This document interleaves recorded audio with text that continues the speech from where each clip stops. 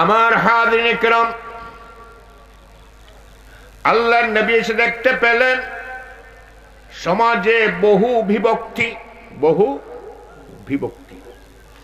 আর বংশ, গোত্র, ভাষা ইত্যাদির যে ভেদাভেদ নিয়ে যে বিভিন্ন বিভক্ত হয়ে গেছে মানব সমাজ। একে অন্যের সঙ্গে দ্বন্দ্ব, সংঘাত, যুদ্ধ ইত্যাদি লেগে গেছে, ঠিক কিনা? অর্থনৈতিক দিক থেকে দেখলেন কিছু সংখ্যক মহাজনদের হাতে সমস্ত টাকা পয়সা চলে গেছে, আর সাধারণ মানুষ অর্থনৈতিকভাবে নিষ্পেষিত হচ্ছে। সুদের কুফলে মানুষ বিটে মাটি সব বিক্রি করেও মহাজনের সুদ আদায় করতে পারছে না। অবশেষে নিজের সুন্দরী কন্যাটা, আদরের দুলালি, ওই কন্যাটিকে সেই মহাজনের হাতে তুলে দিয়েছে। আপনার টাকার বিনিময়ে আমার কন্যাটা আপনার কাছে বিক্রি করে দিলাম। জোরে বললেন না নাউজুবিল্লাহ? আপনাদের মনোযোগ আমার দিকে আছে না পরবর্তী বক্তার দিকে? যদি পরবর্তী বক্তার উদ্দেশ্যে কানাকানি হাউমাউ করেন তাহলে আমি ছেড়ে দিই, পরবর্তী বক্তা কেন হবে? তাহলে আমার দিকে রাখতে হবে। আমি এই পর্যন্ত একটা জয়ীফ হাদিস বলেছি, কোনো মৌজু হাদিস বলেছি, কোরআনের আয়াত এবং সহিহ হাদিস। অতএব মনোযোগ দেন আমার দিকে, আমার জন্য না, কোরআন এবং হাদিসের জন্য। কি বলেন, ঠিক কিনা? মনোযোগ দিয়ে শুনেন। আল্লাহর কোরআন এবং রাসূলের সুন্নাহ হাদিস যেখানে আয়াত আলোচনা হয়, এইখানে সুরগুল করা, সাইটক করা, আশেপাশে চেঁচামেচি করা, এটা কোরআনুল কারীমে আল্লাহ পাক হারাম করেছেন। কি করেছেন? হারাম করেছেন। এবং বলেছেন যদি এমনটা তোমরা করো তাহলে আনতাহবাতা আমালাকুম, তোমাদের সমস্ত নেক আমল কি হয়ে যাবে? ধ্বংস হয়ে যাবে। অতএব যা কামাইতে আসছেন ধ্বংস করবেন না। একটু মনোযোগ দেন আমার দিকে, একটু দুরূদ পড়েন সাল্লাল্লাহু আলা সাইয়্যিদিনা। বউ না খানে বা বই যাও, মেহরবানি করে বউ।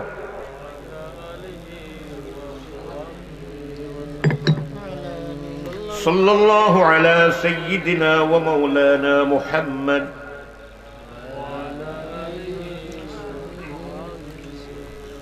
সাল্লাল্লাহু আলা সাইয়্যিদিনা ওয়া মাওলানা মুহাম্মদ ওয়া আলা আলিহি ওয়া আসহাবিহি ওয়া সাল্লাম।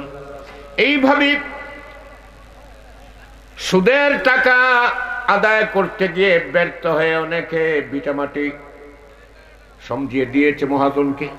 অনেকে নিজের কন্যা সন্তানটিকে, অর্থাৎ যুবতী কন্যা, বিয়ের উপযুক্ত কন্যাকে তুলে দিয়েছে মহাজনের হাতে। এইভাবে আশরাফুল মখলুকাত ইনসান এক অংশের হাতে আরেক অংশ গোলামের জিঞ্জিরে আবদ্ধ হয়েছে। এবারে যদি নারী আর পুরুষের দিকে তাকান, নবীজি যখন আসলেন তখন দেখতে পেলেন এই নারী এবং পুরুষের ভিতরে এমন তফাৎ।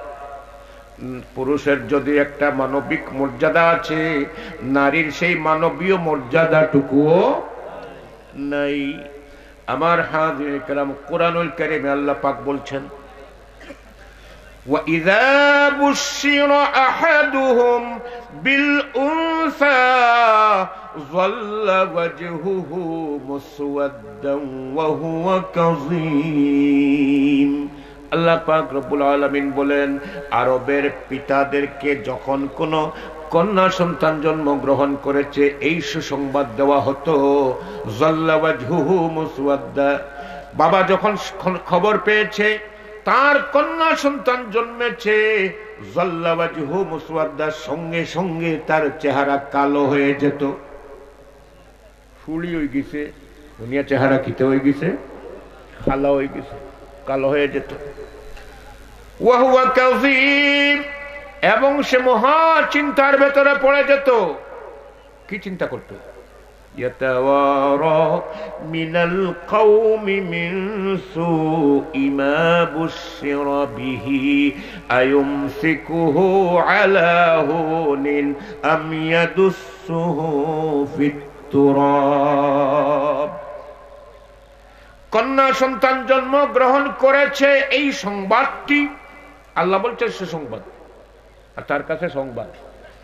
আল্লাহর কাছে কি সুসংবাদ, তার কাছে সংবাদ বা দুঃসংবাদ। উনি বলেছেন দুঃসংবাদ, কথাই ঠিক ঠিক, অ্যাপ্রোপ্রিয়েট কথা। আমার হাজিরিন কিরাম, এই সুসংবাদটিকে সে সমাজের মানুষ থেকে এত বড় গোপন রাখত কেন? সুই মা বুশিরা বি, মেয়ে জন্মগ্রহণ করেছে, এই খবর যদি লোকেরা শুনতে পায় তাহলে আমাকে বলবে ফুড়া কোপাইল্লা, ঠিক কিনা? লোকেরা পুড়া কোপাইল্লা বলবে। এই কারণে সে সমাজের মানুষকে শুনতে দিত না, জানতে দিত না।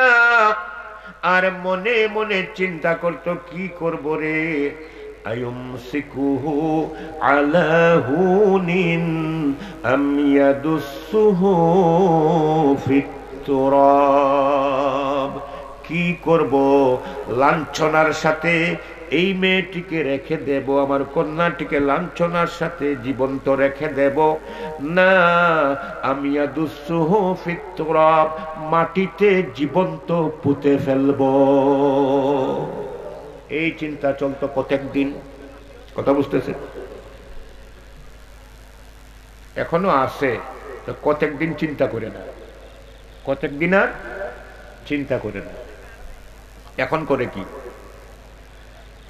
এখন যদি সন্তান নিতে না চায়, এরপরেও ডাক্তারে গিয়া কিংবা ক্লিনিকে গিয়া তারপরে পরীক্ষা করায়। পরীক্ষা করানোর পরে যখন দেখে পেটে সত্যি সত্যি বাচ্চা এসে, এখন তারও আগেরটা বাহির হয়ে গেছে, একটা টিপস এনে ওই পেশাবে ছাড়লেই বাচ্চা পেটে আছে কিনা বুঝে যায়। যদি বুঝে আসে, এরপরে ঔষধ দিয়ে ক্লিয়ার করায়, কি বলেন ঠিক কিনা? আছে না? আরো বড় হয়ে গেছে, ঔষধে কাজ হবে না, এখন মিনস রেগুলেটরির নামে ক্লিনিকে নিয়ে কয়েক হাজার টাকার বিনিময়ে এই পেটের বাচ্চাটাকে বের করে ফেলে, কি বলেন ঠিক কিনা? চীন দেশে তো এমন হয়, সেখানে কিন্তু এক বাচ্চা পালন করতে রাখতে পারবেন, অসুবিধা নাই। 2 বাচ্চা পুষলে কিন্তু আপনাকে এক বাচ্চার জন্য সরকারকে ট্যাক্স দিতে হবে, আর 3-এর তো আর কথাই নাই। এখন সেখানে করে কি, বাচ্চা হওয়ার আগেই একটা বালতি ভর্তি পানি রাখে, বালতি ভর্তি পানি রাখে। এখন যদি দেখে এক সন্তান হয়ে গেছে আগে, এখন তো আরেকটা হবে, এর জন্য ভাতা দিতে হবে, মানে ট্যাক্স দিতে হবে। ট্যাক্সের পয়সা দিলে খাবে কেমনে? বাচ্চাটা জন্মগ্রহণ করার সঙ্গে সঙ্গে ওই ভরা বালতি ভরা পানিতে চুবিয়ে ফেলে, সেইখানে এই বাচ্চাটা মারা যায়। জোরে কর নাউজুবিল্লাহ। কিন্তু আইয়ামে জাহিলিয়াতের কাফেরা এত বড় কাফের জাহিল ছিল না, এত বড় জাহিল ছিল না যে হওয়ার সঙ্গে সঙ্গে টিপ দিয়ে মেরে ফেলবে। আল্লাহ বলছেন কয়েকদিন চিন্তা করত, কি করব, লাঞ্ছনা কাটিয়ে মেয়েটাকে রেখে দেব না জীবন্ত মাটিতে পুঁতে ফেলবো। অবশেষে পুঁতে ফেলার সিদ্ধান্ত গ্রহণ করত অনেকে, আর অনেকে রেখে দিত। রাসূলুল্লাহর বিশিষ্ট সাহাবী হযরত দাহিয়া কলবি রাদিয়াল্লাহু আনহু বলেন, ইয়া রাসূলুল্লাহ, আমি তো জীবনে অসংখ্য গুনাহ করেছি, আল্লাহ পাক কি আমার গুনাহগুলো মাফ করেছেন? নবীজি বলেন, হে আমার সাহাবী, যেদিন তুমি কুফরি ছেড়ে দিয়েছো, শিরক ছেড়ে দিয়েছো, আর অন্তঃকরণের সাথে পড়ে নিয়েছো লা ইলাহা ইল্লাল্লাহু মুহাম্মাদুর রাসূলুল্লাহ, ওই দিনই আল্লাহ পাক তোমার অতীত জীবনের সকল গুনাহ মাফ করে দিয়েছেন।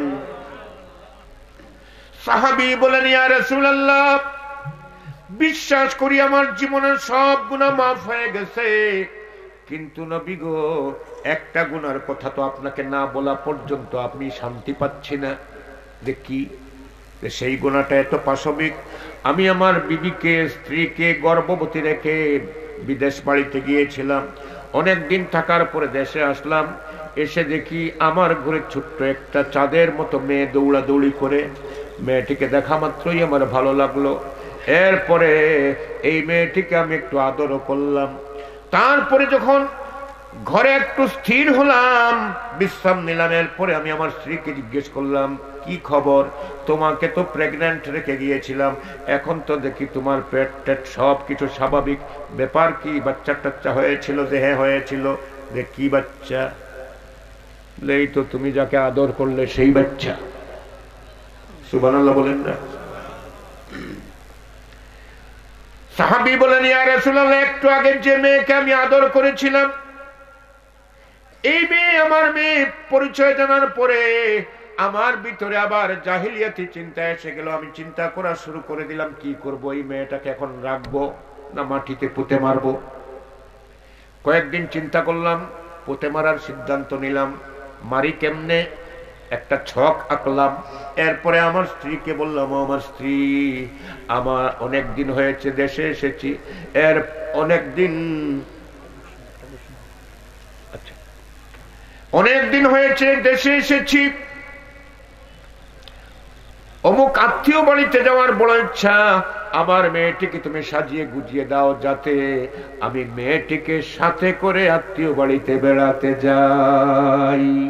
এখন স্ত্রী ওই মেয়েটিকে সাজাবার প্রক্রিয়াতে ব্যস্ত থাকুক, এদিকে আপনারা একটা ঘোষণা শুনুন। বলেন।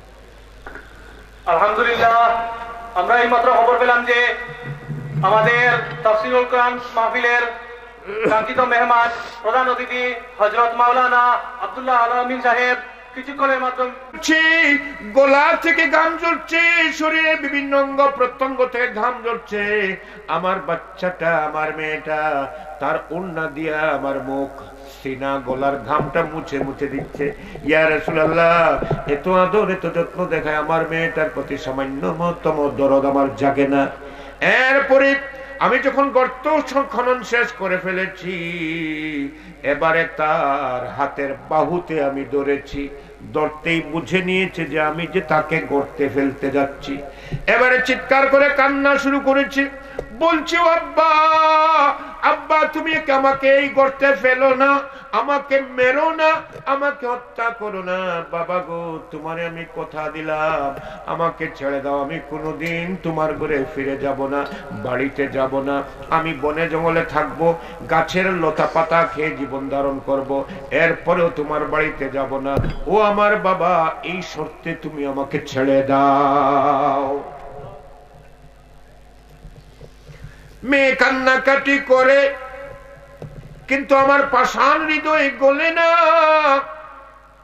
আমি আমার মেয়েটার হাতে ধরে হেঁচকা টান দিয়েছি, গর্তে পড়ে গেছে। বাম পা দিয়ে সিনার উপরে পা দিয়ে চাপা দিয়ে রেখেছি, দুই হাত দিয়ে টেনে টেনে মাটি দিয়ে মেয়েটিকে ঢেকে ফেলেছি।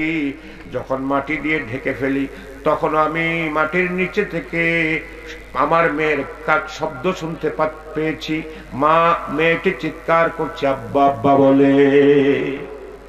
এই অবস্থায় ফেলে আসলাম। ইয়া রাসূলুল্লাহ, আমার এই গুনাহকে আল্লাহ মাফ করেছেন। নবীজি বলেন, সাহাবীরে, যেহেতু এটা কুফরি অবস্থায় করেছো, মুশরিক অবস্থায় করেছো, বুঝো নাই, আল্লাহর দরবারে তুমি অনুতপ্ত, সঠিক পথ চিনেছো, পড়ে নিয়েছো লা ইলাহা ইল্লাল্লাহু মুহাম্মাদুর রাসূলুল্লাহ, সঙ্গে সঙ্গে আল্লাহ পাক তোমার সেই গুনাহটাও মাফ করে দিয়েছে। এর জন্য আমার বন্ধুগণ, অতীত জীবনে যা হয়েছে, যত রকমের গুনাহ হয়েছে, যদি আল্লাহর কাছে তওবা করে কালেমার পথে আমরা ফিরে আসি, ইসলামের পথে ফিরে আসি, কোরআনের পথে ফিরে আসি, নবীর সুন্নাহর পথে ফিরে আসি, আর আল্লাহর দরবারে যদি তওবা করে আবারও কলেমা পড়ি, লা ইলাহা ইল্লাল্লাহু মুহাম্মাদুর রাসূলুল্লাহ, আশহাদু আল্লা ইলাহা ইল্লাল্লাহু ওয়াহদাহু লা শারীকা লাহু ওয়া আশহাদু আন্না মুহাম্মাদান আবদুহু ওয়া রাসূলুহু। যে আল্লাহ সেই সময় ওই দাহিয়াকে মাফ করেছিলেন, এই সময় আল্লাহ পাক এই অনুতপ্ত বান্দা বান্দাদেরকে মাফ করবেন বলে তার ওয়াদা রয়েছে। ঠিক কিনা? ওয়াদা আছে কিনা? ইয়া ইবাদিয়াল্লাযীনা আসরাফু আলা আনফুসিহিম লা তাকনাতু মির রাহমাতিল্লাহ ইন্নাল্লাহা ইয়াগফিরুয যুনুবা জামিআ। সূরা বলেন সুবহানাল্লাহ। আমার হাজিরিন কিরাম, এই ছিল নারীদের উপরে অত্যাচার, জুলুম, নির্যাতনের স্টিম রুলার। ইশারা ইশারায়। আমার হাজিরিনে কেরাম, এই অবস্থা ছিল সমাজে।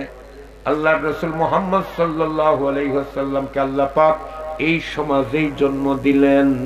শৈশব থেকে 40 বছর পর্যন্ত আল্লাহর নবী এই সমাজকে পর্যবেক্ষণ করলেন, কিভাবে মানুষ শিরিক করে, কিভাবে মানুষ নিষ্পেষণ করে, কিভাবে অর্থনৈতিক জুলুম চালায়, কিভাবে মানুষকে মানুষের দাসে রূপান্তরিত করে, কিভাবে নারীকে অত্যাচার করা হয়, কিভাবে নারীকে জীবন্ত দাফন করা হয়। এই সব আল্লাহর নবী দেখলেন। আমার বন্ধুগণ, কিন্তু নবীর হৃদয়ে কষ্টের আগুন জ্বলতে থাকে। বন্ধু বান্ধবদেরকে বলেন এর বিরুদ্ধে একটা ব্যবস্থা নেওয়া দরকার, কিভাবে এগুলো বন্ধ করা যায়। আসরে আমরা একটা চেষ্টা করি, নবীর আহ্বানে সাড়া দিয়ে ফজল, ফুজাইল, ফাদিল এইভাবে নাম বিশিষ্ট কয়েকজন যুবক একত্রিত হলো। নবী তাদের কাছে বললেন যে কি করা যায়, এই জুলুম থেকে কি মানবতাকে বাঁচানো যাবে না, বাঁচাতে হবে না, এটা কি আমাদের দায়িত্ব নয়? এরা একমত হলো। এরপরে আল্লাহর নবী তাদেরকে নিয়ে একটা সমিতি গঠন করলেন, যে সমিতির নাম হচ্ছে হিলফুল, আরো জোরে বলুন। এটা তো সব ইতিহাসেই আছে কিনা? ইতিহাসের পাঠক মাত্রই জানেন। অঙ্গীকার দফাগুলো কি ছিল? দফাগুলো ছিল, আমরা জালিমকে বাধা দেব, মজলুমকে সাহায্য করব, প্রত্যেক মুসাফিরের জানমালের নিরাপত্তা দেব, নারীদের উপর জুলুম নির্যাতনের বিরুদ্ধে আমরা প্রতিরোধ গড়ে তুলব। এই ধরনের কিছু অঙ্গীকার নিয়ে আল্লাহর নবী তাদের শপথ নিলেন। তৈরি হয়ে গেল হিলফুল ফুজুল সংগঠন। তখন আল্লাহর নবীর বয়স মাত্র 23 বছর, না তখন মাত্র 17 বছর। কত বছর? 17 বছর।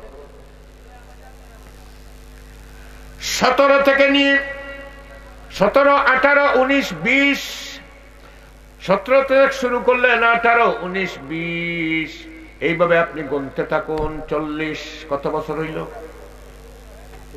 হিসাবটা হলো, হিসাব রাখবেন। 17তে করলেন, 18তে 1 বছর পূর্ণ হলো, 40 বছরে 23 বছর হলো। এই সংগঠন করলেন নবুয়তি পাওয়ার 23 বছর আগে, আর আল্লাহর রাসূল সাল্লাল্লাহু আলাইহি ওয়াসাল্লামের জন্মের 17 বছরে। ফলাফল কি হলো? আল্লাহর নবী এদেরকে নিয়ে শপথ যখন নিলেন, এরপরে অন্যায় অবিচারের বিরুদ্ধে কথা বললেন। এখন প্রত্যেক যুবকের বাবারা, চাচারা, ভাইয়েরা হয় ইটা কিটা হরসে। আবু জেহেলের পরিবারও ইটা চলে, আবু লাহাবের পরিবার চলে, হকলের পরিবারও চলে। আর ওটার বিরুদ্ধে তোমরা মাত্রায় এই বেটাই ফাড় রে মাথা দিয়ে ডাক্কাইয়া ভাঙতে পারবেনি, ফাড়ে নো মাথা ভাঙ্গি দিব, তোমরার মাথাও ভাঙবো, আমরা বাদশার মাথাও ভাঙবো। খবরদার, ঠেঙ্গে ঠুঙ্গে ভাঙ্গি দিব, মোহাম্মদের লগে আর যাইও না। থ্রেট আইসে নি, মাতুন না, বয় আইসে নি, ই হুমকি খেয়ে দেন। বাচ্চা চায় বাই দিকে ধরে। আমার হাজিরিনে কেরাম, বাকিরাই হুমকিতে বন্ধ হয়ে গেল, নবী কি আর বন্ধ হওয়ার পাত্র? কারণ নবীকে আল্লাহ পাঠিয়েছেন বিল হুদা ওয়া দীনিল হক্কি লিইয়ুযহিরাহু আলা দ্বীনি কুল্লিহি, ইসলামকে বিজয়ী করবেন, জুলুম অত্যাচারের পরিসমাপ্তি ঘটাবেন। এজন্য নবী এসেছেন। সঙ্গীরা চলে গেছে, তাই বলে নবী দমে যান নাই। জোরে বলেন সুবহানাল্লাহ। এটা একটা কবিতার একটা লাইন। আমি তাফসীরুল কোরআন মাহফিল হওয়ার কারণে আমি কবির নাম আর নিচ্ছি না। যদি তোর ডাক শুনে কেউ না আসে, তবে ডুকলা চলো রে, হ্যাঁ একলা চলো রে। তুমি ভালো কাজ করছো, ভালো পথে ডাক দিয়েছ, কেউ যদি তোমার সঙ্গে না আসে তারপরেও তুমি একলা চলো, কি বলেন ঠিক কিনা? আজান হয়েছে মসজিদে, এখন ইমাম সাহেব অনেক দূরে, 1-1:30টায় হবে জামাত, জোহরের আস্তে আস্তে 35 নামাজ। আরে মাথুন না, ইমাম সাহেবের নামাজ কিতে হয়েছে, ইনো ছুটি গেছে নাকি জমা? ছুটি গেছে। ব্যবসায়ী বলছেন উপস্থিত ক্রেতার হিসাবটা করে দামটা রেখে তারপরে আমি জামাতে চলে যাব। এই উপস্থিত ক্রেতাকে বিদায় করতে করতে এরপরে উজু করে ইমাম সাহেব আসসালামু আলাইকুম ওয়া রাহমাতুল্লাহ ভাইসুন্নি জামাত মাতুন না।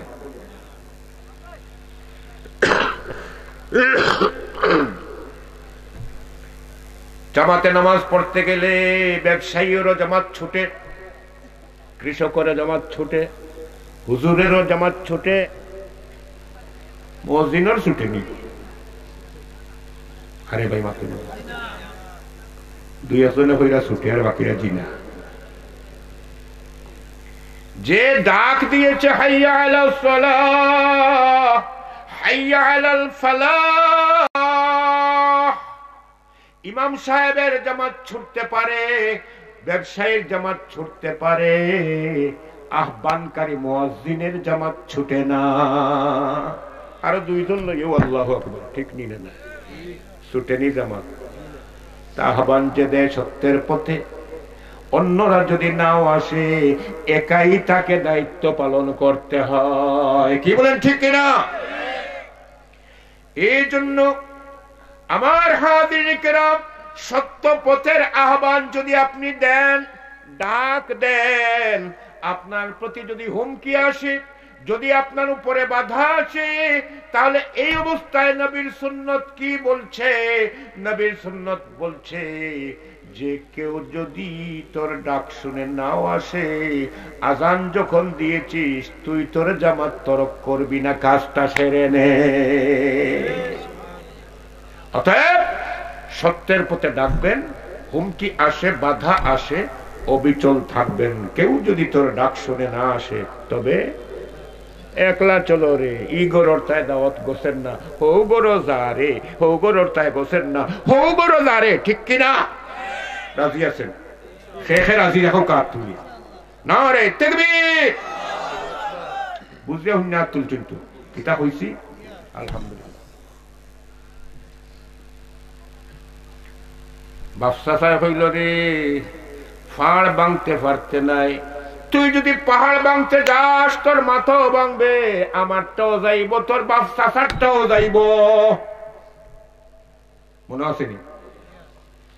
এখন যদি আপনি সত্যের পথে অবিচল থাকেন, আপনার ছেলেকে আপনি ধমক দিবেন, এইটা রাসূলুল্লাহর সুন্নত না, বলবেন বাবা রে সত্যের পথ যখন নিয়েছিস, সত্য তুই কোনোদিন পরিত্যাগ করিস না, আমি আছি তোর সাথে, তোর চাচা যদি নাও থাকে আমি বাবা আছি তোর সাথে।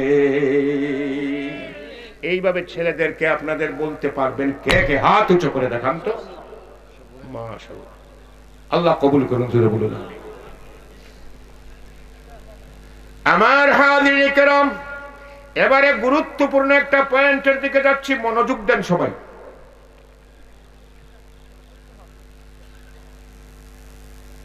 18, 19, 20, 21, 22 থেকে 40, কত বছর? 23 বছর মনে আছে? এই 23 বছর পর্যন্ত আল্লাহর নবী নানাভাবে কাজ করেছেন, হিলফুল ফুজুলের কর্মনীতির দফাগুলো বাস্তবায়ন হয় নাই। না হওয়ার কারণে আল্লাহর নবীকে হিজরত করে মদিনায় যেতে হয়েছে, ঠিক কিনা? আমার হাজিরিন کرام, এবারে নবী মুহাম্মদ সাল্লাল্লাহু আলাইহি ওয়াসাল্লাম 40 বছর বয়সে নবুয়ত লাভ করলেন। কত বছর বয়সে দূরে বলেন? জন্ম থেকে নিয়ে 40 বছর পর্যন্ত আল্লাহর নবী মক্কাতেই ছিলেন, ঠিক কিনা? অবশ্য 1.5 বছর, 1.25 বছর আগে ছেড়েছেন, প্রায় 38 বছরের বেশি মক্কা শরীফে ছিলেন। এই সময় নবী মুহাম্মদ সাল্লাল্লাহু আলাইহি ওয়াসাল্লাম নবী হিসাবে প্রকাশিত হন নাই। নবীজি নিজেও জানেন না তিনি যে নবী, কারণ ওই হুলফুল ফুজুলের সদস্যরা যখন তাকে ছেড়ে চলে গেল, আল্লাহর নবী তার এক বন্ধুকে পেয়ে বলেছিলেন, ভাইরে, এই সামাজিক সমস্যা দূর করার জন্য আমি অনেক চেষ্টা করেছি, হিলফুল ফুজুল সংগঠন করলাম, ওরাও চলে গেছে, এবারে আমি একা, ভাইরে তুমি কি আমাকে এই ব্যাপারে সঙ্গ দেবে? ওই বন্ধুটা বলে, হে নবী, হে মুহাম্মদ, পড়ুন সাল্লাল্লাহু আলাইহি ওয়াসাল্লাম, বললেন, হে মুহাম্মদ, আমি এই ব্যাপারে তোমার সঙ্গ নিতে চাই না। কেন? যে আমি সিরিয়াতে গিয়েছিলাম, ইহুদি পণ্ডিতদেরকে আমি পেয়েছিলাম, তারা বলেছে এই পৃথিবীর যাবতীয় অন্ধকার দূর করার জন্য সিরাজাম মুনিরা হয়ে যিনি আসবেন তিনি পৃথিবীতে এসে গেছেন। বাকিরা কি আলহামদুলিল্লাহ না নাউজুবিল্লাহ কোনটা? সুবহানাল্লাহ বলতে পারেন, আলহামদুলিল্লাহ বলতে, আলহামদুলিল্লাহ বলুন, অ্যাপ্রোপ্রিয়েট শব্দ হবে আলহামদুলিল্লাহ, এসে গেছে। কেমনে বুঝলেন? যে সেই নবী যখন আসবেন সিরাজাম মুনিরা, তখন আল্লাহ পাক রব্বুল আলামিন তার জন্য একটা সিম্বলিক স্টার, প্রতীকী সূর্য আল্লাহ পাক উদিত করবেন।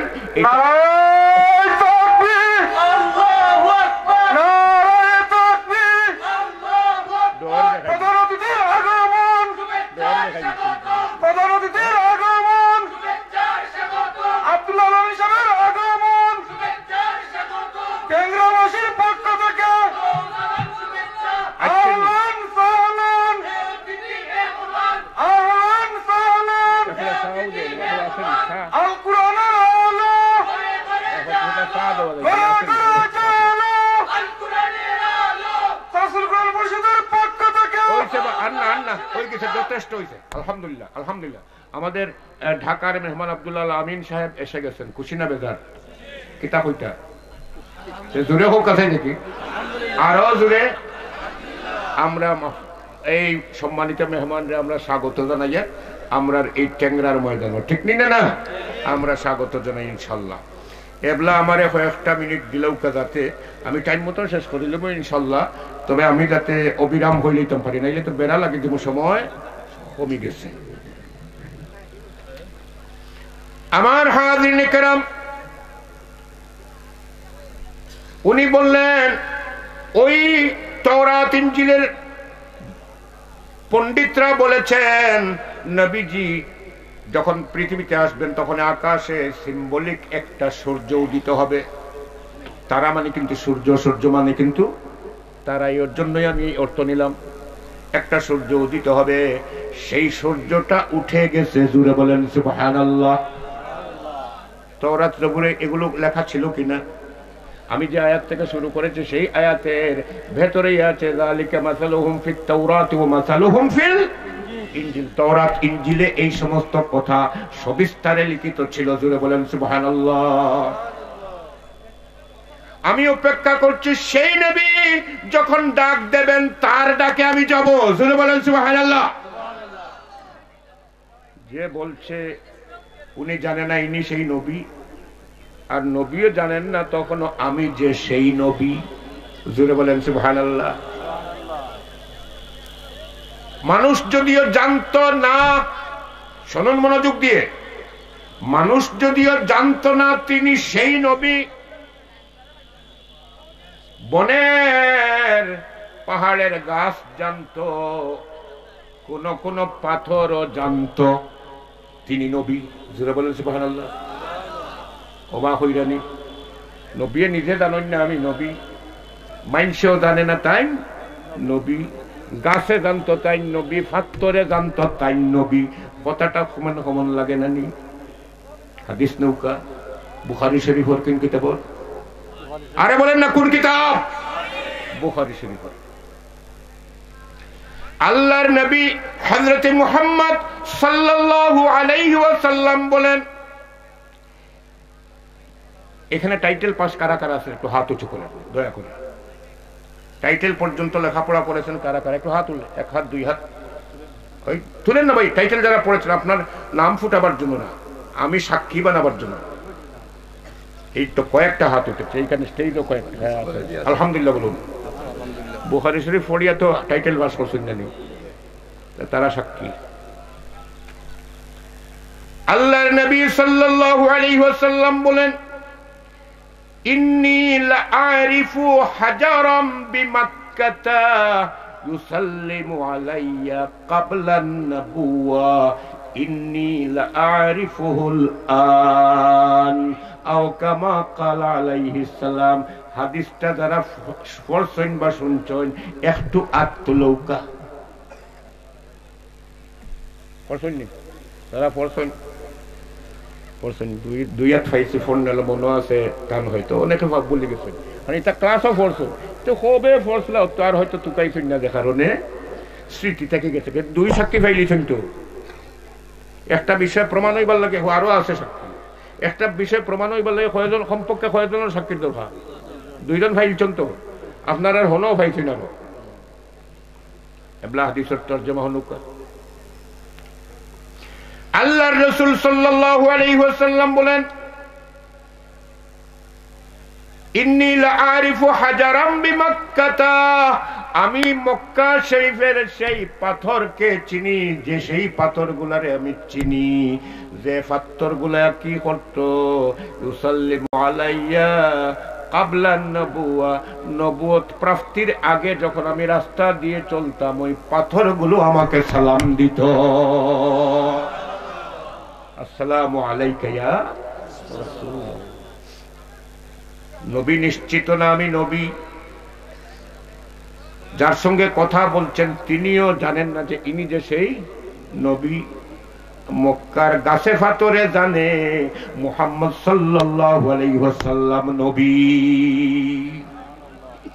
গাছের প্রাণ আসেনি, আরে বাতুন না, পাথরের প্রাণ আসেনি। গাছে যেমন বাচ্চা দেয় পাথরেও বাচ্চা দেয়নি, না না জান নাই তো বাচ্চা দেয় কিনা, ঠিক নেই না, এজন্য বুঝে অনুভূতি আছে।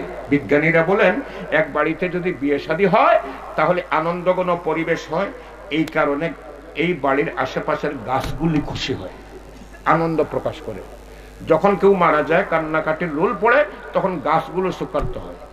এমনকি সেই দিন বাংলাদেশে 2টা খেজুর গাছ কাটতে গিয়েছিল একজন, বিশাল দিঘি, আপনারা দেখেছেন ইউটিউবে, দড়ি টড়ি বেঁধেছে উপরে কাটবে। এরপরে কি কারণে তারা বললো আজকে আর বাদ দেই, আগামীকালকে কাটবো, হয়তো সময় কমে গেছে, এই কথা বলে চলে গেছে। পরের দিন তারা গেছে গাছ কাটতে, দেখেন 2টা গাছই পুকুরের মাঝখানে গিয়ে দাঁড়িয়ে আছে। দেখছেন নি ফেসবুকে, শেষে দেখছেন একটু আগ তুলুক যারা দেখছেন, যারা দেখছেন না এরা হো আগ তুলে বাই সৌকা গাছ গেল কিলে একেবারে ওলা হাড়া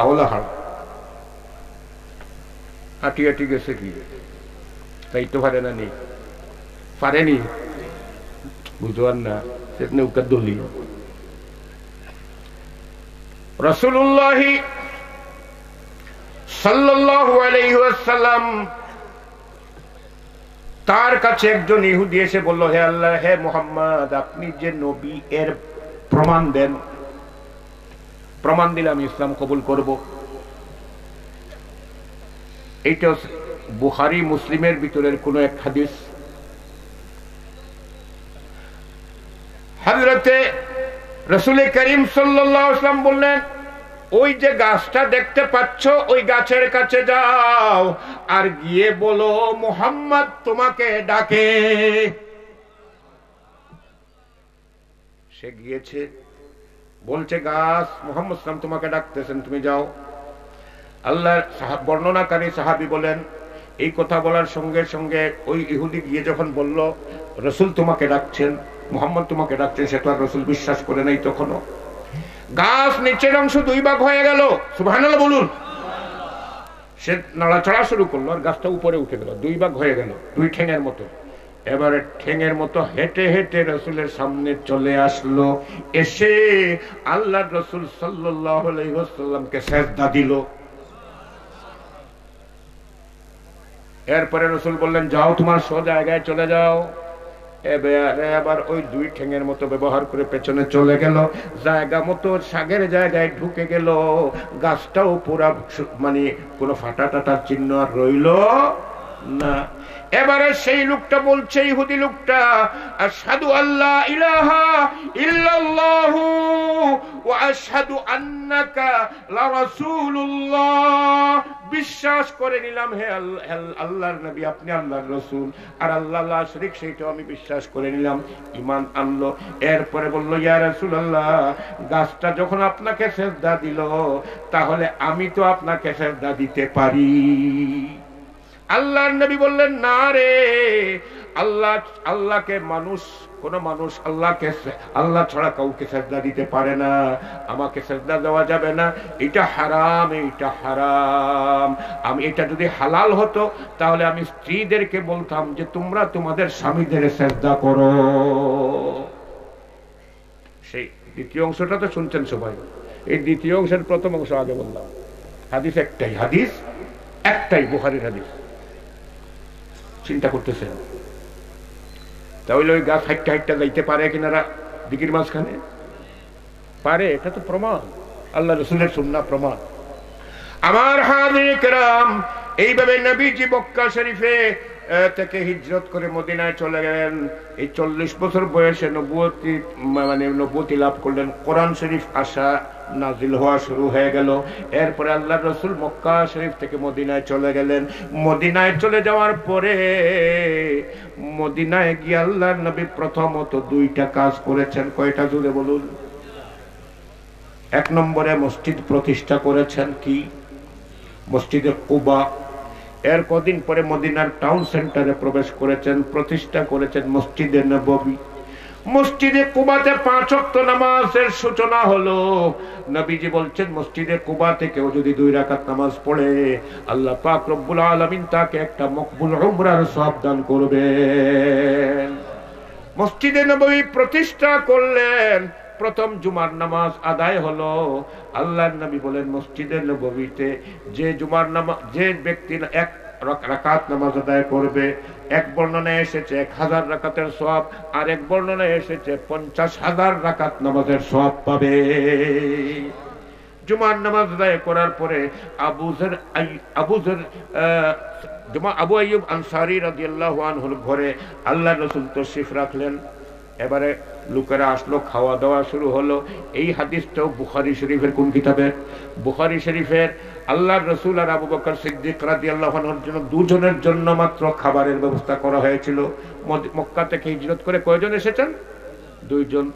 2 জনের জন্য হযরত আবু আইয়ুব আনসারী খাবারের ব্যবস্থা করেছেন। আর আল্লাহর রাসূল এমন এক সময় বললেন, আবু আইয়ুব খাবার আনো, যখন আল্লাহর রাসূলের সামনে 30 জন মানুষ উপস্থিত। খানি রেডি হয়ে গেল, উপস্থিত হয়ে গেল 30। যা পাকানো হয়েছে নিয়ে আসো। এই 2 জনের খাবারে নিয়ে আসা হলো। এখন তো সামান্য খাবার, বিসমিল্লাহ বলে বিতরণ করা শুরু হলো। আল্লাহর নবী তো খেলেন, আবু বকরও খেলেন। উপস্থিত 30 জন খাওয়ার পরেও খাবার রয়ে গেল। এরা হয় ই কিতারে বাবা, এটা তো কোনোদিন দেখছি না। হ্যাঁ, ওটার নাম মুজিজা নানি, মুজিজা সত্য নানি। 30 জন মানুষ আমরা খেলাম, তারা 2 জন খেলেন। খাবারে কমতি হলো না, আরো রয়ে গেল। সঙ্গে সঙ্গে 30 জন খাবার শেষ করে পড়ে নিলেন লা ইলাহা ইল্লাল্লাহু মুহাম্মাদুর রাসূলুল্লাহ। খাবার রয়ে গেছে, আরো খাবার বিতরণ করা শুরু করেছেন। হযরত আবু আইয়ুব আনসারী রাদিয়াল্লাহু আনহু বলেন, এই খাবার দিয়ে টোটাল 80 জন মানুষ পেট ভরে খেয়েছে। এই অলৌকিকতা দেখে অনেক মুসলমান হয়ে গেলেন। এরপরে আল্লাহর রাসূল তাদেরকে নিয়ে বৈঠক করলেন। এই বৈঠকেই সর্বপ্রথম আল্লাহর নবী সাল্লাল্লাহু আলাইহি ওয়াসাল্লাম মদিনাকে একটা সাংবিধানিক নগর রাষ্ট্রে ঘোষণা দিলেন। এই রাষ্ট্র পরিচালনার জন্য সংবিধান তৈরি করলেন। এই সংবিধানের নাম সনদে মদিনা বা মদিনার মহাসনদ। এখানে উপস্থিত সবার স্বাক্ষর নিলেন, আল্লাহর নবীও স্বাক্ষর দিলেন। মদিনায় তৈয়বাতে ইসলামী রাষ্ট্র কায়েম হয়ে গেল। এবারে আল্লাহর কাছ থেকে কোরআনের আয়াত নাজিল হয়, আর নবীজি এই আয়াত সাহাবীদেরকে শোনান। সাহাবীরা যারা লেখবার তারা লেখেন, আর যে সমস্যা আছে এই সমস্যার কি সমাধান কোরআন বলে সেই সমাধান, সেই সমস্যার সমাধান কোরআন দিয়ে করেন। জোরে বলেন সুবহানাল্লাহ। চুরি করেছে, এবারে আল্লাহর রাসূল জানিয়ে দিলেন, আর শিশু হত্যা তো দূরের কথা, কখনো কোন যুবককেও অন্যায়ভাবে হত্যা করা, মুসলমান হলে অন্যায়ভাবে হত্যা করা যাবে না, খ্রিস্টান হলে অন্যায়ভাবে হত্যা করা যাবে না, ইহুদি হলে অন্যায়ভাবে হত্যা করা যাবে না। কেউ যদি করে তাহলে তাকে পাল্টা মৃত্যুদণ্ড দেওয়া হবে। বন্ধ হয়ে গেল মানব হত্যা। জুড়ে বলেন সুবহানাল্লাহ। নবী জানিয়ে দিলেন শিশু হত্যা তো বন্ধ করাই যাবে না, লালন পালন করলে কি সওয়াব হবে। মান আ'লা জারিয়াতাইন, এইটাও বুখারীর হাদিস। মান আ'লা জারিয়াতাইন হাত্তা তাবলুগা জাআ ইয়াউমাল কিয়ামাতি আনা ওয়া হুয়া আদাম্মা আসাবিআ। আল্লাহর রাসূল বলেন যে দুইটা কন্যা সন্তান লালন পালন করবে, ফাহসানা ইলাইহিন্না, তার প্রতি তাদের প্রতি হাত্তা তাবলুগা, মান আ'লা জারিয়াতাইন হাত্তা তাবলুগা, ওই দুইটা কন্যা সন্তান বালেগ হওয়া পর্যন্ত লালন পালন করবে, অর্থাৎ লেখাপড়াও শিখাবে, খাওয়াবে, পড়াবে, উপযুক্ত পাত্র চাইয়ে বিয়ে শাদিও দেবে।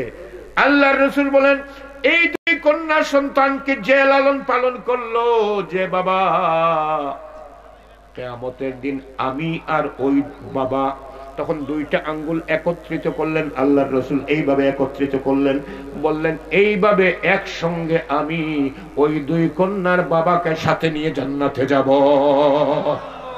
জোরে বলেন সুবহানাল্লাহ। দুই কন্যার বেশি যারা পেয়েছে, কন্যা 3 জন 4 জন 5 জন, রাসূল বলেন মানিবতুলিয়া মিনাল বানাতে বিশাইইন ফাআহসানা ইলাইহিন্না কুন্না লাহু সিতরাম মিনান নার। 3-এর অধিক কন্যা সন্তান, 3 বা 3-এর অধিক কন্যা সন্তান যে বা যে সমস্ত পিতারা পেয়েছে, এই পিতা যদি ইমানদার হয় তাহলে তো জান্নাতে যাওয়ার কথা, কিন্তু গুনার কারণে জাহান্নামী হয়েছে। আল্লাহর রাসূল বলেন ওই ইমানদার পিতা গুনার কারণে যদি তার জাহান্নামের ফয়সালা হয়ে যায়, ওই বাবা যখন জাহান্নামের দিকে যাবে, জাহান্নামে পড়বার জন্য, ওই 3টা 4টা 5টা কন্যা সন্তান জাহান্নাম আর বাবার মাঝখানের পর্দা হয়ে দাঁড়াবে আর বলবে, আল্লাহ আমাদের পিতাকে আমরা জাহান্নামে যেতে দেব না। জোরে বলেন সুবহানাল্লাহ। কারণ আমাদেরকে এত কষ্ট করে আমার পিতা লালন পালন করেছেন, পড়াশোনা করিয়েছেন, বিয়ে শাদী দিয়েছেন, নেক হিসাবে গড়ে তুলবার চেষ্টা করেছেন, আজকে আমরা তাকে জাহান্নামে যেতে দেব না। আল্লাহ তাদের এই দাবি মেনে নিয়ে আল্লাহ পাক এই বাবাকে বলবেন জান্নাতে যা। জোরে বলেন সুবহানাল্লাহ। এইভাবে কন্যা হত্যা, কন্যা নারী নির্যাতন সব বন্ধ হয়ে গেল, এদের কদর বেড়ে গেল। জোরে বলেন সুবহানাল্লাহ। জিনা, বেহায়াপনা, বেবিচার ইত্যাদি আল্লাহর রাসূল বন্ধ করলেন, পর্দার বিধান জারি করে। কি বলেন ঠিক কিনা? চুরি বন্ধ হলো, হাত কাটার বিধান জারি করে। জিনা বন্ধ হলো, 100 বেত্রাঘাত কিংবা দর্শন বন্ধ হলো, পাথর মারার বিধান জারি করে। সুদ হারাম করে অর্থনৈতিক নিষ্পেষণ বন্ধ করা হলো। কায়লা ইয়াকুনা দুলাতাম বাইনাল আগনিয়াই মিনকুম, আল্লাহ বলেন আমি চাই না তোমাদের দৌলত কিছু সংখ্যক লোকের হাতে পুঞ্জীভূত থাকুক। অতএব সুদ হারাম, দৌলত পুঞ্জীভূত করার সুযোগ আর নাই। যাকাত ফরজ, আকিমুস সালাতা ওয়া আতুজ যাকাত, যাকাত ফরজ, নামাজও কায়েম করো, যাকাত আদায় করো। এখন কি হবে? এই যাকাত আদায় করার কারণে পুঞ্জীভূত তো আর সম্পদ নাই, যা আছে তা বিনিয়োগ করতে হবে, আর এ থেকে 40 ভাগের 1 ভাগ যাকাত হিসাবে গরিবদের কাছে দিতে হবে। কি বলেন ঠিক কিনা? এইভাবে যে অর্থনৈতিক বৈষম্য বিশাল বৈষম্য ইসলাম ভেঙে দিল। সব মানুষের ঘরে ঘরে খাবার, সব মানুষের ঘরে ঘরে বস্ত্র, সব মানুষের বাসস্থান, সব মানুষের শিক্ষা, এই সব কিছুর ব্যবস্থা নবীজি করে দিলেন। জোরে বলেন সুবহানাল্লাহ, আরো জোরে বলেন সুবহানাল্লাহ। এই 10 বছরে একটা রেডিক্যাল সামাজিক পরিবর্তন এসে গেল, একটা রেডিক্যাল চেঞ্জ এসে গেল। আমার বন্ধুগণ, এবারে একটা 23 বছরের হিসাব মিলাই। 17 বছর বয়সে, মনে আছে তো আমি বলেছিলাম, মনে রাখবেন একটা গুরুত্বপূর্ণ একটা পয়েন্ট। 17 বছর বয়সে হিলফুল ফুজুল সমাজ সংস্কারের কাজ শুরু হলো। 40 বছরে ওহী লাভ করলেন, 23 বছর চেষ্টা করলেন, সমাজের কোনো চেঞ্জ আসলো না। আর 40 বছরে ওহী লাভ করলেন, এরপরে মক্কায় 12.5 বছর বা 11.5 বছর, এরপরে মদিনায় গিয়ে আরো 10 বছর, কয় মাস, মোট হলো কত বছর? রাসূল যখন হিজরত করেন তখন হিজরত থেকে নিয়ে মদিনাতে 13 বছর, সরি মক্কাতে 13 বছর আর মদিনাতে 10 বছর। মদিনাতে তাহলে 13 বছর মক্কার আর 10 বছর মদিনার, কয় বছর? ওহী আসার আগে, কোরআন নাজিল হওয়ার আগে 23 বছর কাজ করেছেন রাসূল, ফায়দা আসে নাই। আর কোরআন নাজিলের পরে 23 বছর কাজ করলেন রাসূল, শুধু ফায়দা আসলো না, মদিনার মতো একটা সাংবিধানিক রাষ্ট্রের নমুনা পৃথিবীর সামনে উপস্থাপন করে দিলেন। যে কারণে আজও পৃথিবীর বিভিন্ন দেশের রাষ্ট্রনায়করা রাসূল করিম সাল্লাল্লাহু আলাইহি ওয়াসাল্লামের মদিনার সেই দফাগুলো, সনদগুলো বাস্তবায়নের কথা বলে, ঠিক কিনা? আমাদের দেশের প্রধানমন্ত্রী তো একবার বলেছেন, আমি মদিনার সনদের আলোকে দেশ চালাতে, বলেন নাই? পড়ছেন না? শুনছেন না টিভিতে? কারা কারা হাত উঁচু করেন? কোন সনদে? আলহামদুলিল্লাহ। পাকিস্তানেরটাও হয়েছে আমি মদিনার সনদের আলোকে, ঠিক নিয়ে নেন। তার মানে মদিনা সনদকে ওভারকাম করে নতুন কোন সনদ দেওয়া পৃথিবীর কারো পক্ষে সম্ভব নয়, কি বলেন ঠিক কিনা? এই সনদে মানবতা, মানুষ, পুরুষ বলুন আর নারী বলুন, শ্রমিক বলুন আর লিডার বলুন, প্রত্যেকেরই মর্যাদাকে এবং প্রত্যেকেরই অধিকারকে সুপ্রতিষ্ঠিত করা হয়েছে, কি বলেন ঠিক কিনা? রাসূল ইন্তেকাল করলেন 23 বছর, মানে মদিনায়ে তৈয়বাতে 10 বছর পরে। 10 বছর আর 13 বছর কত বছর আগে গেছে? কত বছর? দুইটাই সমাজ সংস্কারের কাজ, কথা বুঝলেন? দুইটাই সমাজ সংস্কারের কাজ। প্রথমটাও সমাজ সংস্কারের কাজ, নবীর নেতৃত্বে 23 বছরের কাজ হলো, কিন্তু ফায়দা, সেই মিশনটা ব্যর্থ হলো। আর পরেরটাও নবীর নেতৃত্বে, মুহাম্মদুর রাসূলুল্লাহ ওয়াল্লাযিনা মাআহু, সঙ্গে ছিলেন সাহাবায়ে কেরাম। তাহলে এই যে পরেরটা 23 বছর, এটাও নবীর নেতৃত্বে। কার নেতৃত্বে? সঙ্গে ছিলেন, বলেন না, সাহাবায়ে কেরাম রাদিয়াল্লাহু আনহুম আজমাইন। আমার হাজির কেরাম, আগের 23 বছর ব্যর্থ আর পরের 23 বছর সফল। কারণটা কি? আগের 23 বছরে কোরআন আসে নাই, সুন্নাহ আসে নাই, সুন্নাহটাও কিন্তু ওহী আল্লাহর পক্ষ থেকে। আমার হাজির কেরাম, কোরআন আসে নাই, সুন্নাহ আসে নাই, আর পরের 23 বছরে কোরআন এসেছে, সুন্নাহ এসেছে। অতএব আগের 23 বছরটা কোরআন সুন্নাহর কোনো বিধানের ভিত্তিতে ছিল না, পরের 23 বছর কোরআন সুন্নাহর ভিত্তিতে। এই জন্য আগের 23 বছর কোরআন সুন্নাহর ভিত্তি না থাকার কারণে সেখানে নবীর নেতৃত্ব থাকা সত্ত্বেও সমাজের পরিবর্তন হয় নাই, কথা বুঝতে পেরেছেন? আর পরে পরিবর্তন হয়ে গেল, কোরআন এসেছে, নবীর সুন্নাহ এসেছে, কোরআন এবং সুন্নাহর কারণে। এটা যদি বাস্তবতা হয় এবং এটা যদি সত্যিকারের ইতিহাস হয়, ইতিহাস কিনা আপনারা জ্ঞানী জনেরা সাপোর্ট দেন। আমি যা বললাম সত্য ইতিহাস কিনা, যা বললাম কোরআন শরীফের আয়াত থেকে কিনা, যা বললাম সহিহ হাদিস থেকে কিনা, এটা যদি বাস্তব হয়, তাহলে আজকে যদি আমরা আমাদের দেশের দিকে, আমাদের সমাজের দিকে, বর্তমান দুনিয়ার দিকে তাকাই, তাহলে বলুন তো, 1 নম্বরে বলুন, আমাদের মধ্যে শিরকের ছড়াছড়ি আছে কিনা? বাকিও নাই, একদমে জাহেলিয়াত আছে।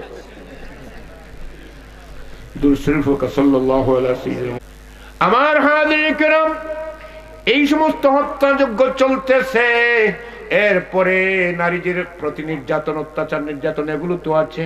শ্রেণীতে শ্রেণীতে বৈষম্য, এগুলো তো আছে, ঠিক কিনা আমার হাজিরে কেরাম? এই সমস্ত পরিবর্তনের জন্য আমাদের সরকার চেষ্টাও করে কিনা? একটু করে, কিন্তু ফলপ্রসূ হয় না। কেন হয় না? এর কারণটা হচ্ছে আল্লাহর কোরআন এবং নবীর সুন্নাহকে বাদ দিয়া 23 বছর কেন 2300 বছরও যদি চেষ্টা করা হয়, সমাজের পরিবর্তন আসবে না। সমাজের পরিবর্তন যদি সূচিত করতে হয়, তাহলে কোরআন এবং সুন্নাহ দিয়ে করতে হবে। কি বলেন, ঠিক কিনা? কোরআন এবং সুন্নাহ দিয়ে করতে হবে। এখন কোরআন এবং সুন্নাহ নিজে নিজে তো কায়েম হয়ে যাবে না। আল্লাহর নবীর নেতৃত্বে সাহাবায়ে কেরামের জামাতের চেষ্টা, প্রচেষ্টা, মেহনতের ফলে সমাজে দ্বীন ইসলাম কায়েম হয়েছিল। কি বলেন, ঠিক কিনা? অতএব আজকে যদি আমাদের সমাজের পরিবর্তন করতে হয়, তাহলে সত্যিকার উলামায়ে কেরাম যারা আল্লাহর তাওহীদ এবং রাসূলের সুন্নাহর ভিত্তিতে চলেন এবং চালান, এদের নির্দেশনা মেনে আমাদের সাহাবায়ে কেরামের মতো ঐক্যবদ্ধ হয়ে তাদের অনুকরণে আল্লাহর দেয়া দিন ইসলামকে বিজয়ী করতে হবে। যেদিন ইসলাম বিজয়ী হবে, ইসলামের বিধান কায়েম হবে, দেখবেন ওই সমস্ত খুনাখুনি, মারামারি, কাটাকাটি কিছুই আর থাকবে না। অর্থনৈতিক বৈষম্য আর থাকবে না। সাহাবায়ে কেরামের আদলে নতুন একটা ইনসাফপূর্ণ সমাজ কায়েম হবে। এই সমাজ কায়েমের জন্যই আল্লাহ পাক তার রাসূলকে জমিনে প্রেরণ করেছেন। আল্লাযী আরসালা রাসূলাহু বিল হুদা ওয়া দীনিল হক লিইয়ুযহিরাহু আলাদ দীনি কুল্লি, যাতে নবী এগুলোকে দূর করে আল্লাহর কোরআন এবং ইসলামকে বিজয়ী করেন।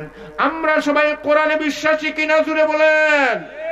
আমরা ইসলামে বিশ্বাসী, তাই আমাদের নাম মুসলমান। অতএব প্রত্যেক মুসলমানের দায়িত্ব এবং কর্তব্য হচ্ছে নিজে কোরআন হাদিস মোতাবেক চলা আর সমাজে ইসলামের বিধিবিধান চালু করা। এই দায়িত্ব যদি নেন, তাহলে নবীর দায়িত্ব রেখে যাওয়া দায়িত্ব আপনি গ্রহণ করলেন।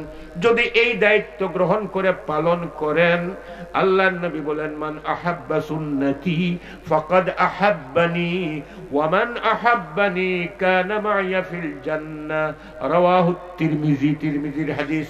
আল্লাহর রাসূল বলেন, যে ব্যক্তি আমার আদর্শ সুন্নতকে, কোরআন সুন্নাহকে, ইসলামকে ভালোবাসলো, সে আমাকে ভালোবাসলো। যে আমাকে ভালোবাসলো, আমার সঙ্গেই সে জান্নাতে যাবে। আল্লাহ পাক রব্বুল আলামিন আমাদের সকলকে তৌফিক দান করুন, যাতে আমরা এই কথাগুলো মেনে আমরা চলতে পারি, আল্লাহ এবং রাসূলের কোরআন এবং সুন্নাহ অনুযায়ী চলতে পারি, সেই সঙ্গে নবীর পথ ধরে, নবীর সঙ্গ নিয়ে আমরা যাতে জান্নাতে যেতে পারি। আল্লাহ পাক এই তৌফিক দান করুন। এই মজলিসকেও কায়েম করুন। এই মজলিসের উদ্যোক্তা, আয়োজক, আমরা যারা এসেছি, এলাকার গ্রামবাসী সবাই যারা সহযোগিতা করেছেন, আল্লাহ পাক প্রত্যেকের অন্তরে হেদায়েতের এই নুরানি কথাগুলো পৌঁছিয়ে দিন। জুড়ে বলুন আমিন। ওয়া আখিরু দাওয়ানা আনিল হামদুলিল্লাহি রাব্বিল আলামিন। পড়ুন সাল্লাল্লাহু আলা সাইয়্যিদিনা ওয়া মাওলানা মুহাম্মদ ওয়া আলা আলিহি ওয়া আসহাবিহি ওয়া সাল্লাম। সাল্লাল্লাহু আলা সাইয়্যিদিনা ওয়া মাওলানা মুহাম্মদ وعلى آله وأصحابه وسلم. أستغفر الله إن الله غفور رحيم. أستغفر الله إن الله غفور رحيم. أستغفر الله الذي لا إله إلا هو الحي القيوم وأتوب إليه ولا حول ولا قوة إلا بالله العلي العظيم. دعاء إليك. اللهم آمين. اللهم آمين. الحمد لله الذي هدانا لهذا وما كنا لنهتدي لولا أن هدانا الله لقد جاءت رسل ربنا بالحق. اللهم أعنا على ذكرك وشكرك وحسن عبادتك. اللهم ربنا ظلمنا أنفسنا وإن لم تغفر لنا وترحمنا لنكونن من الخاسرين.